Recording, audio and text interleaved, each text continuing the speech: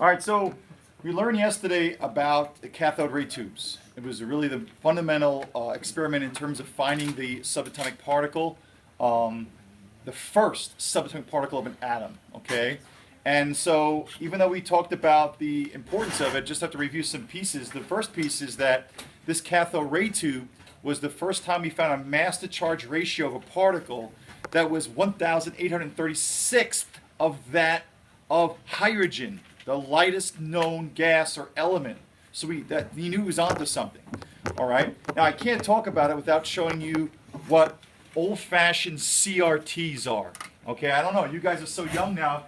Maybe you have one of these still in your house, but these are incredibly heavy. Okay. A lot of metal and magnets in here, and they are limited by size for a reason I'll explain in a second. So this is my last. I was going to throw this out. All right. But this is a flat screen CRT, and what makes it flat screen is it's not rounded, so it's like a newer type. But this thing is so heavy. I mean, I had to struggle to get it up here, okay? And the reason why is because of the magnets or the metals that are the magnets that is moving electron beam around, all right? You don't see these in houses anymore because everyone wants the 60, 70, 80 inch, and most of them are LCD, liquid crystal displays now. Used to be plasma. We have pixels where we can create the image. But this is a cathode ray tube shown directly at you. So this is a CRT, a cathode ray tube that they use forever. This was revolutionary. This means that we could send images, okay, through a wire or be transmitted. It used to be that you transmitted growing up. Okay, to watch a show. My dad had an antenna on the roof that picked up analog signals, and from a carrier wave, there was on that carrier wave sound and audio.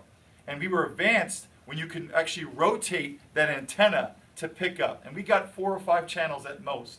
Okay, and that's growing up. And then when cable hit in the 80s, that was amazing that every channel was so clear. We were still sending a signal through a wire. Okay. So it's important to realize that it's come a long way now.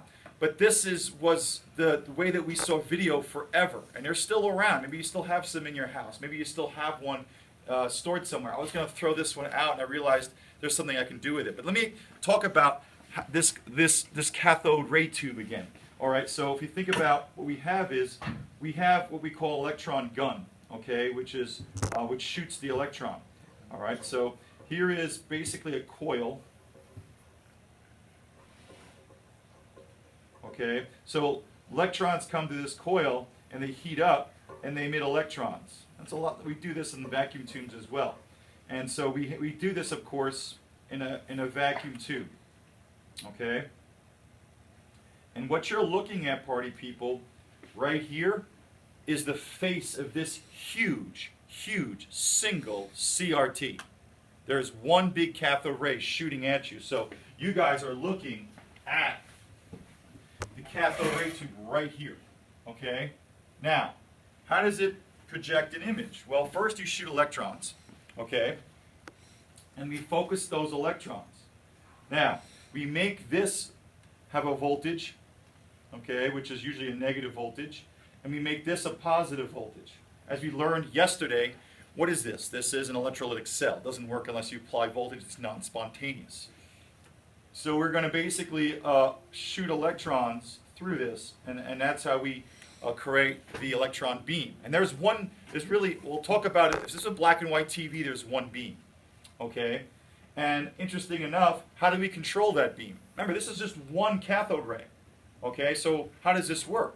Well, what we do is we have magnets that are perpendicular to each other. It's hard for me to draw perpendicular on two, but we have one on top and let's say one alongside the beam. And so what they do with the beam, okay, let's say the beam is being shot this way, okay? And so what they have is they have an electromagnet on one side to move it left and right, and they have an electromagnet on top to move it down. So they have 2 electromagnets to affect the beam. As we talked about yesterday, a stream of electrons, a moving charged beam, okay, emits electromagnetic radiation. You have to know that. Now, anything that's charged that moves creates electromagnetic energy. Now you should know that because there's a whole spectrum of electromagnetic energy going from what? radio waves, to microwaves, to visible light, to ultraviolet, X-rays, gamma rays. All of those are essentially electromagnetic waves that move through us or through our environment. Now, thermal radiation, night scope vision goggles. You know what they pick up? Infrared radiation. Okay, what do they pick up? They pick up heat.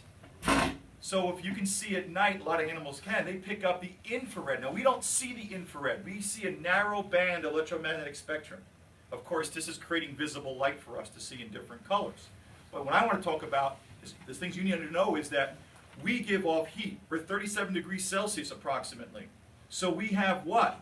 Atoms, or the nuclei of atoms, or their electrons vibrating because they have some energy.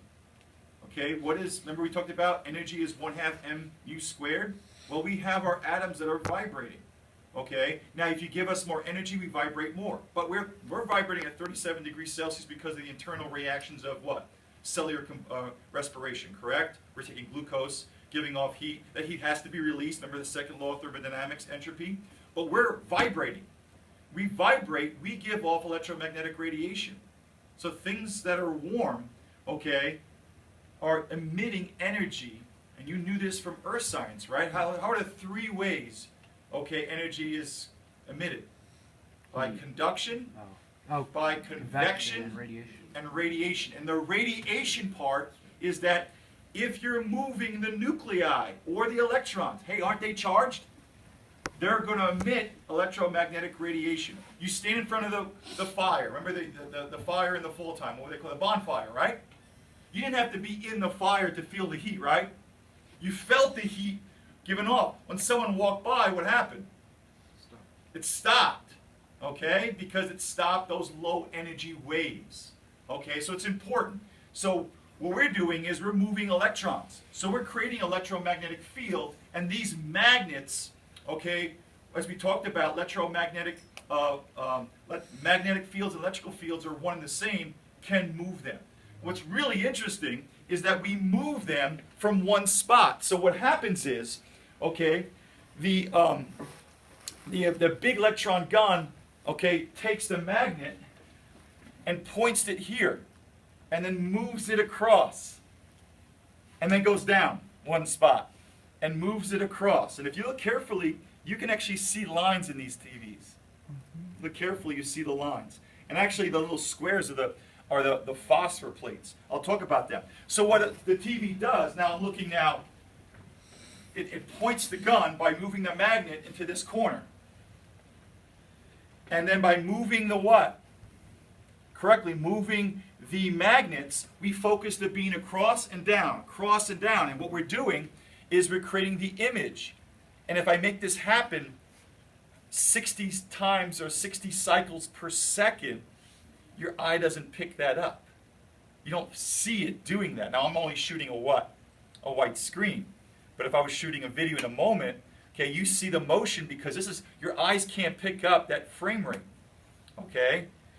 All right, so it's important you realize that. Now, this is a color TV. Now, color is made of red, green, and blue. And what they do is, in each little area, well, this is important. I talked about one gun. We actually have 3 guns. And the 3 guns point to slightly different positions in that little corner. These are not pixels. This is an analog set, right? So I'm talking about, first of all, pointing here to this tiny corner right there. Now the other gun would point almost there, but just slightly off.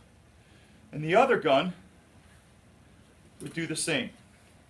So if I blow this up, I can't really hear, if I blow this up, on the end of the screen looking at you is you have a red, green, and blue phosphor, meaning when the electrons hit it, it excites it and gives off that color. Okay? So 3 guns are actually working, and they're all going from what? One corner and over, and making the image, and the electromagnets are moving them. And they're just slightly off from each other to either hit the red or the green, blue. And depending upon how they hit them creates the colors. Red, green, and blue is the entire spectrum. And that's why we have color TV. If it's a black and white TV, we don't use those phosphors, except we just use the voltage difference. Higher voltage, a darker image. Less voltage, a lighter image, and that's how you create the black and white shadows.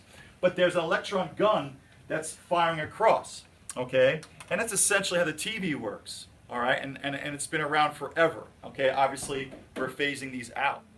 Okay, so if I shoot this, what are you seeing? Lines. Oh wait, those are part of Up now. You can see it moving up slowly. You see it almost slowing down an electron beam. You guys don't, you see it live, you don't see any of that because it's going about 60 cycles per second.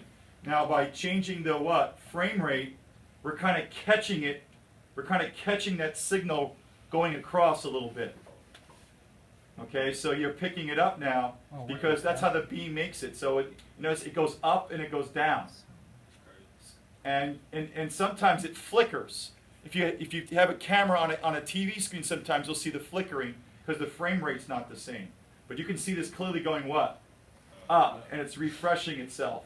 And that's, it goes so fast your eye doesn't pick it up. We're kind of catching it by this frame rate. Pretty cool stuff. Now, bar magnets.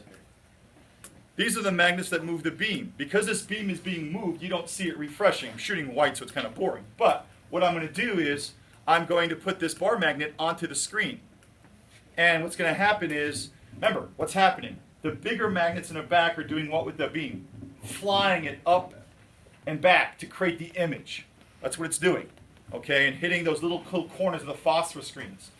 By me putting a magnet here, the beam is going to move to a different position and change the what? The beam. Right now the beam is not, the beam is basically hitting, if you're getting all white, we're getting the entire spectrum. So all three beams are hitting the red and green blue together. I'm going to change their what? Direction. Okay, so here we go. So what we're doing, I'm kind of ruining the TV in the same sense a little bit, but what I'm doing is making the beams move. Now, it's only three beams. They're moving in unison. Why is this happening? By feeling a magnetic field, that beam is what? In this little area, moving a little more or less, depending if it's deflected or being attracted. Kind of like our mass spectrometer, there's deflection. Okay? So that's what happens there. Now, if I use a neodymium magnet, the big one's up there, I will permanently ruin this TV, which is for another video. And you'll see tremendous. These are actually very weak magnets. And we're creating that distortion there. Okay? So this was a big, huge leap for us to be able to take a signal and get an image. You take for granted CRTs, you don't see them anymore. Obviously, this doesn't work the same way as our plasma or LCD screens because they're not using a beam like that. All right, so that's the video for today.